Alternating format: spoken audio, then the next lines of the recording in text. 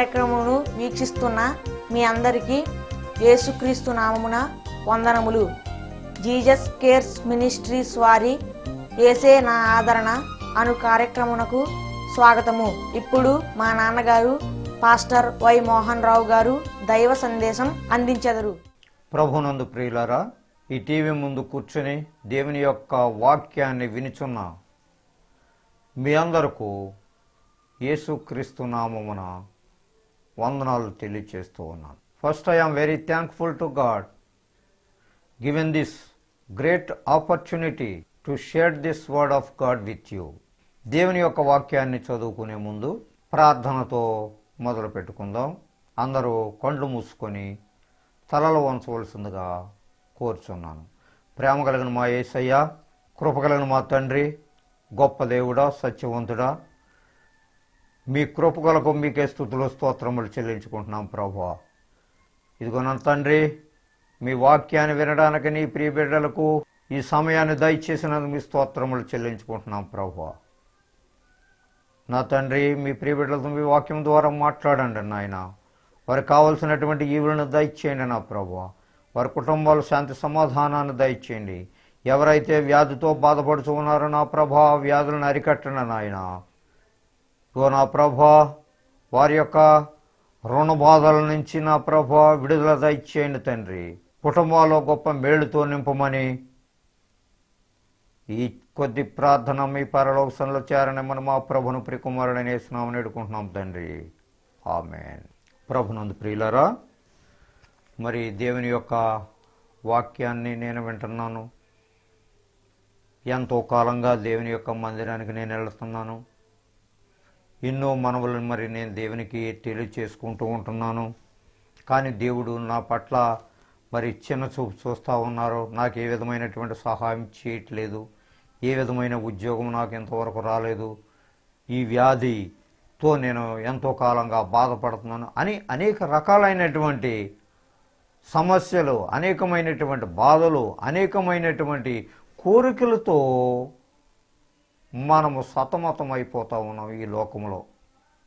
అవును, నిజమే. వ్యాధితో బాధపడినటువంటి వ్యక్తికి అతని మనసు ఎంతో కుమిలిపోతూ ఉంటుంది. ఎప్పుడు ఈ వ్యాధి నా నుంచి పోతుందా, ఎప్పుడు తగ్గుతుందా, అనేకమైనటువంటి బాధ. అలాగే రుణ బాధల్లో ఉండేటువంటి వారికి ఈ వ్యవసాయం ఈ సీజన్ చక్కగా ఉంటుందా లేదా, పోనీ ఈ సీజన్లో తగినటువంటి ప్రతిఫలం వ్యవసాయం మీద మనకు వస్తుందా, ఎన్నో రకాలైనటువంటి బాధలు, ఎన్నో రకాలైనటువంటి కోరికలు. అయితే వీటన్నిటికీ పరిష్కారం ఏంటయ్యానంటే దేవుడు నీకు సహాయం చేయటమే.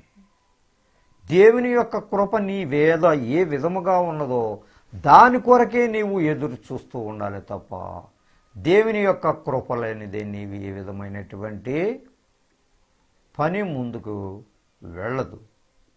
కాబట్టి నీ యొక్క సమస్యలు అయితేనేమి, నీ యొక్క వ్యాధి బాధలతో బాధపడుతూ ఉండేటువంటి వాడు అయితేనేమి, ముందు నీవు ప్రభువు దగ్గర నీ యొక్క విన్నపాలు తెలియచేసుకుండవాలి. ఎందుకంటే దేవుడే నాకు సహాయం చేసేవాడు. దేవుడు తప్ప నాకు సహాయం చేసేటువంటి వ్యక్తి ఈ లోకంలో ఎవరూ లేరు అనేటువంటి నిర్ధారణ మొదటగా నీ మనసులోకి రావాలి. గట్టి విశ్వాసంతో నీవు జీవించాలి. అలా జీవించినప్పుడే దేవుని యొక్క కృప నీ మీద ఆవరించి ఉంటుంది. మీకా గ్రంథము 7వ అధ్యాయం 8వ వచనంలో ఈ విధముగా వ్రాయబడి ఉన్నది. మీకా చాప్టర్ 7 verse 8. నేను క్రింద పడినను తిరుగులేతును, నేను అంధకారమందు కూర్చున్నను, యెహోవా నాకు వెలుగుగా నుండును. దేవునికి స్తోత్రం, హల్లెలూయా. చూసారా ఎంత చక్కని మాట మనతో మాట్లాడుతున్నారో. నేను క్రింద పడినను తిరిగి లేతును. ఏ విధమైనటువంటి అవాంతరాలలో ఉన్నప్పటికీ, ఏ విధమైనటువంటి సమస్యలతో కృంగిపోతూ ఉన్నప్పటికీ, దిక్కుచోసనటువంటి పరిస్థితుల్లో నేనున్నప్పటికీ, దేవుని యొక్క భక్తులు, దేవుని నమ్ముకునేటువంటి వారు, దేవుని హృదయపూర్వకంగా స్వీకరించేటువంటి వ్యక్తులకు కలిగినటువంటి ధైర్యం ఏంటంటే, నేను తిరిగి లేతును అంటే ఆ సమస్యలో నుంచి దేవుడు నన్ను లేవనెత్తుతాడు, ఈ వ్యాధిలో నుంచి దేవుడు నన్ను లేవనెత్తుతాడు, ఈ రుణబాధల్లోంచి దేవుడే నన్ను తీరుస్తాడు, దేవుడే నాకు దిక్కు, దేవుడి తప్ప నాకు ఈ లోకంలో ఎవరూ లేరు అని అనుకుంటారు. ఎవరు? దేవునిని నమ్మినటువంటి ప్రజలు. నిజముగా కూడా దేవునిని నమ్మినటువంటి ప్రజలకు, దేవుని నమ్మినటువంటి బిడ్డలకు ఆయన సహాయం చేయాలనే చూస్తూ ఉంటారు.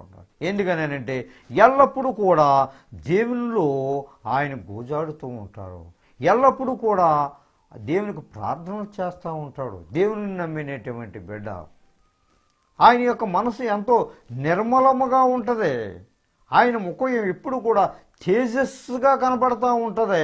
ఎందుకంటే హృదయములో ఉండేటువంటి చెడ్డ తలంపులన్నింటినీ కూడా తీసివేసుకొని ప్రభువారిలో నిమగ్నమై ఉంటాడు కనుక ఆయన ఎప్పుడు కూడా సంతోషముగా సమాధానముగా కనపడతా ఉంటాడు. దేవుని యొక్క బిడ్డ, దేవుని యొక్క పిల్లలు, దేవునిని ఎరిగినటువంటి వ్యక్తులు, అటువంటి వారు ఏమనుకుంటారనంటే, నేను క్రింద పడినను తిరిగి లేతును.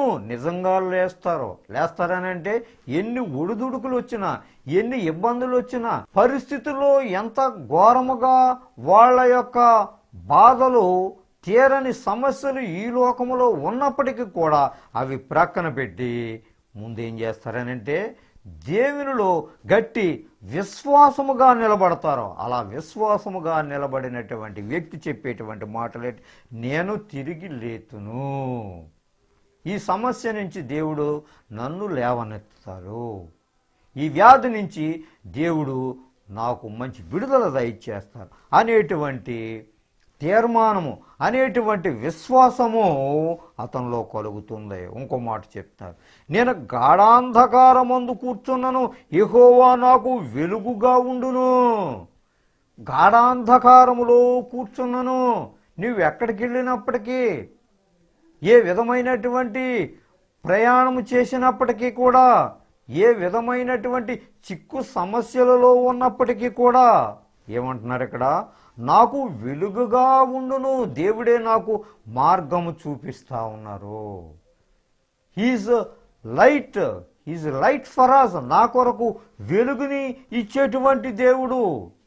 నీ వాక్యము నా పాదములకు దీపమును, నా త్రోవకు వెలుగునై ఉన్నది. నీ వాక్యమే నా పాదములకు దీపము. It is light. దేవుడిచ్చినటువంటి దీపాన్ని, దేవుడిచ్చినటువంటి ఈ యొక్క వాక్యాన్ని నువ్వు కాళ్ళ రాసుకుంటున్నావు, కాళ్ళతో త్రన్నుకుంటూ పోతా ఉన్నావు. ఎందుకంటే నీలో ఉండేటువంటి గర్వం చేత దేవుడు చెప్పేటువంటి మాటలను నీవు లెక్క చేయలేకపోతున్నావు, దేవుడు చెప్పేటువంటి మాటలు నువ్వు వినలేకపోతున్నావు, దాన్ని బట్టి నువ్వు ఫాలో అవ్వలేకపోతున్నావు. అలా ఫాలో అవ్వలేకపోవటం వల్ల నీకు వచ్చినటువంటి సమస్యలు ఇవే.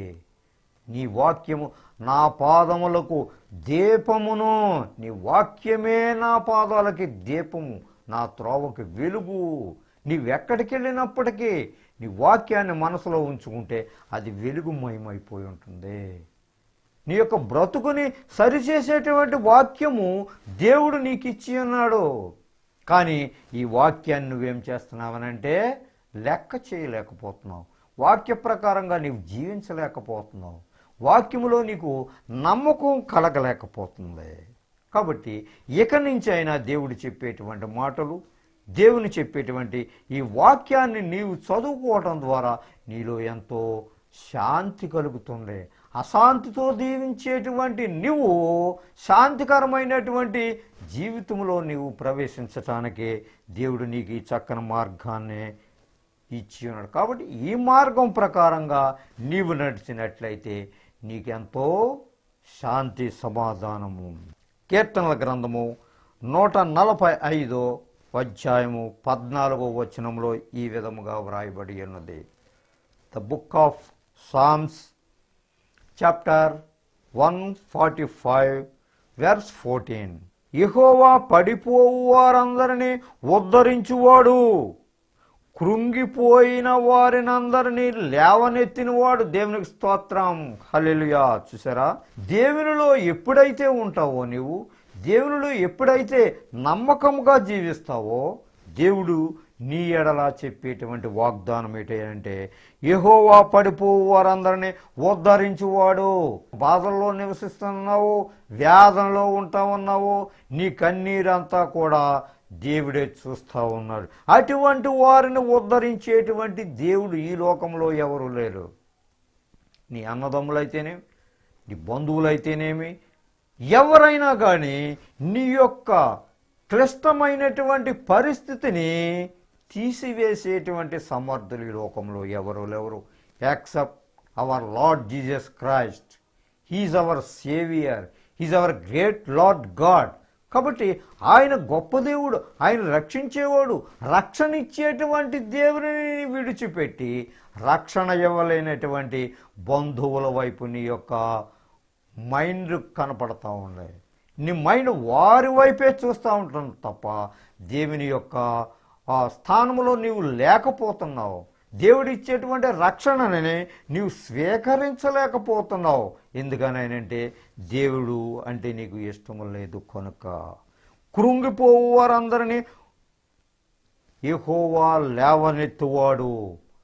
నా జీవితం ఇంతేక, ఈ వ్యాధితో ఈ విధంగానే బాధపడతాను నేను, ఇక నా జీవితం అంతా ఉద్యోగం లేక సతమతమైతే పోతా ఉన్నాను, పెండ్లు కాక ఈ రకంగానే నేను మిగిలిపోతా అనేటువంటి కృంగిపోయినటువంటి మనసు, శాంతి లేనటువంటి మనసు, సమాధానము లేనటువంటి మనసు తో నువ్వు కృంగిపోతున్నావు, సతమతమైపోతున్నావు. అయితే ఇటువంటి సమయంలో నీవేం చేయాలని అంటే దేవుణ్ణి మర్చిపోయి తిరుగుతున్నావు. ఈ సమయంలోనే నువ్వు దేవుణ్ణి మర్చిపోయి తిరుగుతున్నావు.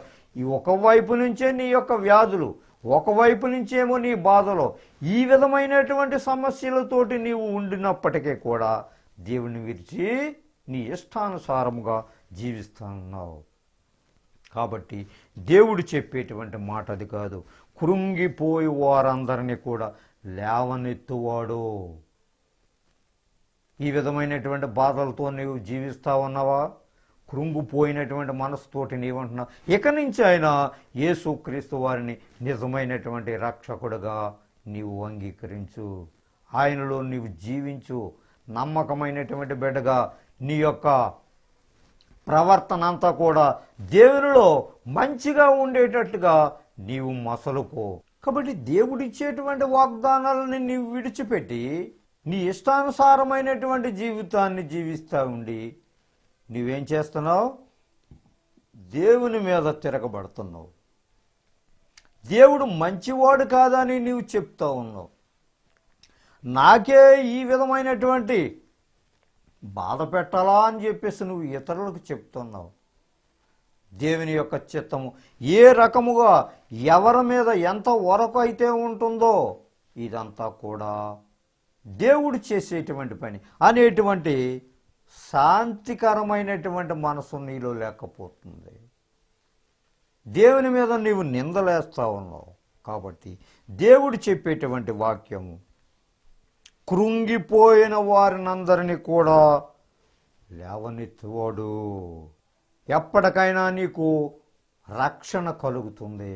ఎప్పటికైనా కానీ నీ యొక్క వ్యాధి నీలో నుంచి మటుమాయమైపోతుంది అనేటువంటి విశ్వాసముతోటి నీవు జీవించు. దేవునికి నీవు ప్రార్థన చేయి. అలాగ చేసినట్లయితే దేవుడు నీ యందు జాలిపడును. ఆ విధమైనటువంటి ప్రార్థన నువ్వు చేసినట్లయితే నీ యందు కనికరపడును. కనికరపడేటువంటి దేవుడు. అంతేకాదు ప్రియులారా, కీర్తనల గ్రంథము 34వ అధ్యాయము 18వ వచనములో ఈ విధముగా మాట్లాడుతున్నారు. The book of Psalms chapter 34 verse 18. విరిగి నలిగిన హృదయము గలవారికి యెహోవా ఆసన్నుడు. చూశారా ప్రియులరా, విరిగి నలిగినటువంటి హృదయము గలవారికి యెహోవా ఆసన్నుడు. నీవెప్పుడైతే బాధలతోటి నిండిపోయి ఉన్నావో, నీ మనసును కృంగిపోయేటువంటి స్థితిలో ఎప్పుడైతే నీవు ఉండించుకున్నావో, అంటే కృంగిపోయినటువంటి స్థితిలో నీవు ఉన్నావో, చావటానికి సిద్ధమైనటువంటి నిర్ణయముతో నీవు మసులుకుంటూ ఉన్నావో, ఇతరులతో నువ్వు మంచిగానే మాట్లాడుతూ ఉండొచ్చు, కానీ నీ హృదయాలోచన, నీ హృదయంలో ఉండేటువంటి వేదన వేరే రకంగా కనబడతా ఉండదు. అటువంటి వారికి, విరిగి నలిగినటువంటి వారికి యెహోవా ఆసన్నుడు, వాళ్ళ దగ్గరే దేవుడు ఉంటాడు. వాళ్ళ మనసులను ఎప్పుడు కూడా దేవుడు చూస్తూ ఉంటాడు. నీవు భయపడిపోతున్నావేమో, ఈ వ్యాధిలో నుంచి బాధపడిపోతున్నావు, ఈ బాధలోంచి భయపడిపోయి బాధపడిపోతూ ఉన్నావు. కాబట్టి ప్రియులారా, నీవు బాధపడవలసినటువంటి పని లేదు. Our Lord God is merciful God. ఆయన జాలి కలిగినటువంటి దేవుడు, కృప కలిగినటువంటి దేవుడు. ఇటువంటి కృప కలిగినటువంటి దేవుని దగ్గరికి నీవు రావటము ఎంతో మేలు. ఈ రోజు నుంచైనా నీ మనసును మార్చుకొని దేవుని దగ్గరికి రావాలని నేను మనవి చేస్తున్నాను ప్రియులారా. నలిగిన మనసు గలవారిని ఆయన రక్షించును. ఇంకో చక్కర మాట. విరిగి నలిగిన హృదయం గలవారికి యెహోవా ఆసన్నుడు, అంటే దగ్గరగా ఉన్నాడు వాళ్ళకి దేవుడు. ఇంకో మాట అంటే నలిగిన మనసు గలవారిని ఆయన రక్షించును. ఎవరైతే నలిగిపోతున్నారో, ఎవరైతే హృదయ వేదనతోటి కృంగిపోతూ ఉన్నారో వాళ్ళని దేవుడు తప్పగా రక్షిస్తాడు. దేవుడు నిన్ను విడిచిపెట్టడు. విడిచిపెడతాడనేటువంటి ఆధార్యం నీలో కలగకూడదు. ఈ అప్పుల బాధలో ఈ రకముగానే జీవితాంతము ఉంటాయా అనేటువంటి నిరుత్సాహం నీలో కలగకూడదు. దేవుడే నీకు సహాయం చేస్తాడు. దేవుడే చక్కని మార్గాన్ని చూపించేటువంటి గొప్ప దేవుడు మనకున్నాడనేటువంటి విశ్వాసముతోటి నీవు జీవించాలి. అలా జీవించినట్లయితే పైన చెప్పినటువంటి వాగ్దానాలన్నిటినీ కూడా నీ ఎడల దేవుడు నెరవేరుస్తాడు. ఇంకో మాట ప్రియులారా, 1 పేతురు 5వ అధ్యాయము 10వ వచనంలో ఈ రకంగా వ్రాయబడి ఉన్నది. 1 Peter chapter 5 verse 10. సర్వకృపానిధియగు దేవుడు తానే మిమ్ములను పూర్ణులుగా చేసి స్థిరపరచి బలపరుచును. దేవునికి స్తోత్రం. చూసారా ప్రియులరా, సర్వకృపానిధియగు దేవుడు, సర్వము కృప చూపించేటువంటి దేవుడు, గొప్ప దేవుడు, సత్యవంతుడు, మాట తప్పనటువంటి దేవుడు నాకున్నాడు అనేటువంటి విశ్వాసము, అనేటువంటి బలము నీలో కలగాలి. అలాగ కలిగినట్లయితే మరలా ఏం చెప్తున్నాడు? తానే మిమ్ములను పూర్ణులుగా చేసి స్థిరపరచి బలపరచును. ఈ విధమైనటువంటి మనసు, ఈ విధమైనటువంటి భక్తి, దేవుడే నాకున్నాడు, దేవుడే నన్ను సృష్టించినటువంటి సృష్టికర్త, సర్వకృపానిధియగు దేవుడు నాకు ఉన్నాడు, సర్వకృపలను ఇచ్చేటువంటి దేవుడు నా పట్ల ఉన్నాడు అనేటువంటి సత్యాన్ని నీవు గ్రహించాలి. ఆ విశ్వాసంతో నీవు జీవించాలి. అలాగ జీవించినట్లయితే తానే మిమ్ములను పూర్ణులుగా స్థిరపరిచి బలపరచును. నిన్ను బలపరిచేటువంటి దేవుడు, నిన్ను స్థిరపరిచేటువంటి దేవుడు, గొప్ప దేవుడు, సత్యవంతుడు నీ ఎడల ఉన్నారు. నీ యొక్క సమస్యలను తీర్చడానికి సిద్ధంగా ఉన్నారు. నీ వ్యాధిని బాగు చేయడానికి ఆయన సిద్ధముగా ఉన్నారు. తన ప్రియ కుమారుని నీ కొరకు బలిగా అర్పించారు అనేటువంటి సత్యము, అనేటువంటి జ్ఞానము నీలో కలగాలి. అలాగ కలిగినట్లయితే నీలో శాంతి కలుగుతుంది, నీలో సమాధానము కలుగుతుంది. నీవే గొప్ప పరిపూర్ణము కలిగినటువంటి జీవితాన్ని జీవించగలుగుతావు. ఎందుకనంటే దేవుని పట్ల అమితమైనటువంటి విశ్వాసంతో నీవు ఉన్నావు గనుక దేవుడు నీకెప్పుడు సహాయం చేయటానికి సిద్ధంగా ఉంటారు. ఇర్మియా గ్రంథము 46వ అధ్యాయము 28వ వచనంలో ఈ విధముగా వ్రాయబడి ఉన్నది. The book of Jeremiah chapter 46 verse 28. నేను నీకు తోడై ఉన్నాను, భయపడకుము. చూసారా? Fear not, I am always with you, I will help you. Or sink any troubles. ఏ విధమైనటువంటి బాధలలో ఉన్నా, ఏ విధమైనటువంటి సమస్యలతో నీవు మునిగిపోయి ఉన్నప్పటికీ కూడా దేవుడు ఏం చేస్తాడనంటే నిన్ను లేవనెత్తటానికి ఆయన సిద్ధముగా ఉన్నారు. భయపడకము, ఫియర్ నాట్ ఎనీథింగ్. ఏ విధమైనటువంటి సమస్య వచ్చినా నీవు భయపడవద్దు. ఐ ఆమ్ విత్ యూ, నేను నీతో ఉన్నాను అని వాగ్దానం చేసినటువంటి దేవుని వైపు మనము తిరిగి ఆయన యొక్క మాటలు జాగ్రత్తగా విని ఆలోచించి ఆయన ఇచ్చేటువంటి రక్షణ భాగ్యం కొరకు ఎదురు చూసి ఆయనలో గొప్ప విశ్వాసంతో జీవించినట్లయితే దేవుడు నీకు అనేకమైనటువంటి గొప్ప మేళ్ళు నీ కుటుంబాల్లో చేయాలని ఆయన ఆశపడుతూ అట్టి కృప దేవుడు మనందరకు దయచేయను గాక. రోమేలకు రాసిన పత్రిక 12వ అధ్యాయము 3వ వచనం నుంచి 10వ వచనం వరకు ఇలా రాయబడి ఉన్నది. తన్ను తాను ఎంచుకొన తగిన దానికంటే ఎక్కువగా ఎంచుకొనక దేవుడు ఒక్కొక్కనికి విభజించి ఇచ్చిన విశ్వాస పరిమాణ ప్రకారము తాను స్వస్థ బుద్ధి గలవాడొకటకై తగిన రీతిగా తన్ను ఎంచుకొనవలనని నాకు అనుగ్రహింపబడిన కృపను బట్టి మీలోనున్న ప్రతివానితోనూ చెప్పుచున్నాను. ఒక్క శరీరములో మనకు అనేక అవయవములుండినను ఈ అవయవములన్నింటికీ ఒక్కటే పని ఎలాగూ ఉండదో అలాగే అనేకులమైన మనము క్రీస్తులో ఒక్క శరీరముగా ఉండి ఒకనికొకరము ప్రత్యేకముగా అవయవములమై ఉన్నాము.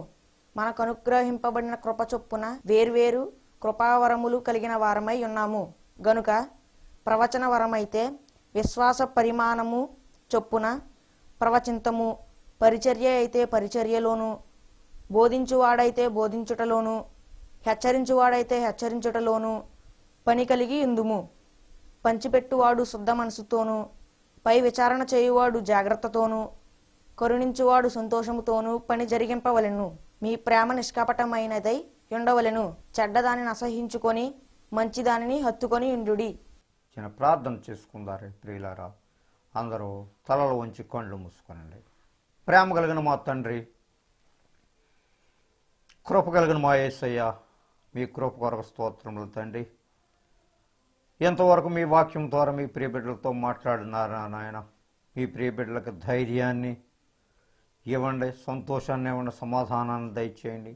అన్నిటికంటే ముఖ్యంగా నా ప్రభువా, మిమ్మల్ని తెలుసుకోవాలనేటువంటి జిజ్ఞాస మీ ప్రియబిడ్డలకు కలుగ చేయండి నాయన. మీ వాక్యాన్ని వినగలిగినటువంటి కృపణ దయచేయండి నా ప్రభా. మీ వాక్య ప్రకారంగా జీవించగలిగేటువంటి భాగ్యాన్ని ఇవ్వండి నాయన. ఇదిగో నా ప్రభా, మీ ప్రియబిడ్డలో ఎవరైతే వ్యాధి బాధలతో నా ప్రభా బాధపడుతూ ఉన్నారో వారి గాయాలను కట్టండి నాయన. వారి శాంతి సమాధానాన్ని దయచేయండి నా ప్రభా. ఇదిగో నా తండ్రి, నా నాయన, మీ వాక్యాన్ని వినిచుండగా నా ప్రభా, మరి సాతానుడు అనేక రకాలైనటువంటి కుతంత్రాలతో వచ్చిన ప్రభుని వాక్యాన్ని చెడగొట్టడానికి, మీలో నమ్మకమైనటువంటి జీవితం జీవించకుండా చేయటానికి సాతానుడు ఎన్నో కుయుక్తులు పన్నుతూ ఉన్నాడు నా ప్రభువా. సాతాను దూరపరచండి, లయపరచండి, మీ అగ్నితో కాల్చివేయండి నా ప్రభువా. మీ పరిశుద్ధాత్మ శక్తి మీ ప్రియబిడ్డలపై ఉంచి ఎల్లవేళలా ప్రభా నీ వాక్యాన్ని చదువుకొని జ్ఞానించేటువంటి బిడ్డలుగా చేయమని, మీ అందు భయభక్తులు కలిగేటువంటి జీవితాన్ని ప్రసాదించమని ఈ కొద్ది ప్రార్థన పరలోకంలో చేరనమని మా ప్రభును ప్రియకుమారుడైన యేసునామమున వేడుకుంటున్నాము తండ్రి. ఆమేన్. మన తండ్రి అని దేవుని ప్రేమ, కుమారుడైన యేసుక్రీస్తు వారి యొక్క కృప, పరిశుద్ధాత్మ యొక్క అన్యోన్య సహవాసము మనకును ఆయన నమ్మిన బిడ్డలకు, ముఖ్యంగా ఈ టీవీ కార్యక్రమం ముందు నా ప్రభా కూర్చొని మీ వాక్యాన్ని వినుచున్న మీ ప్రియ బిడ్డలపై మీ మెండైన దీవెనతో నింపుము గాక. Amen, amen, amen. God bless you all. మీ అందరికీ నా వందనములు. దైవ సందేశం విని దీవెనలను పొందారని నమ్ముచున్నాము. సలహాలకు, సందేహాలకు, ప్రార్థనల కొరకు మమ్ములను తప్పక సంప్రదించండి. మా చిరునామా pastor Y Mohan Rao garu, Jesus Cares Ministries, Dommeru post, 96534351, Kovvur మండలం, west Godavari district, Andhra Pradesh, S India. మా phone number 9652128511. Our email address mohany7@yahoo.com. మా చిరునామా pastor Y Mohan Rao garu, Jesus Cares Ministries, Dommeru post 534351, Kovvur మండలం, పశ్చిమ గోదావరి జిల్లా, ఆంధ్రప్రదేశ్, ఎస్ ఇండియా. మా ఫోన్ నంబర్ 9652128511. మా ఈమెయిల్ అడ్రస్ mohany7@yahoo.com.